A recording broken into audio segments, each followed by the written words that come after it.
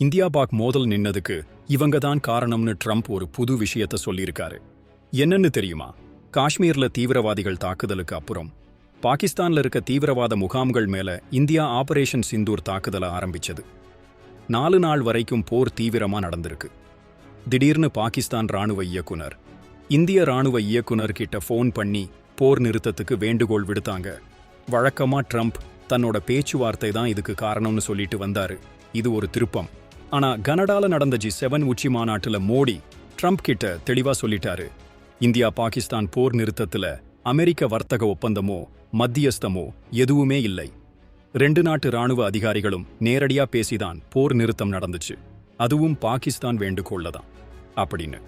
India ஒருபோதும் மத்தியஸ்தத்தை ஏத்துக்காதுன்னு அழுத்தம் திருத்தமா சொல்லியிருக்காரு. இன்னைக்கு ட்ரம்ப் பாகிஸ்தான் ராணுவ தளபதி சையத் அசீம் முனிரை சந்திச்சதுக்கு அப்புறம் முதல் முறையா இந்த போர் நிறுத்தத்துக்கு மோடியும் பாகிஸ்தான் ராணுவ தளபதியும் தான் காரணம்னு சொல்லியிருக்காரு.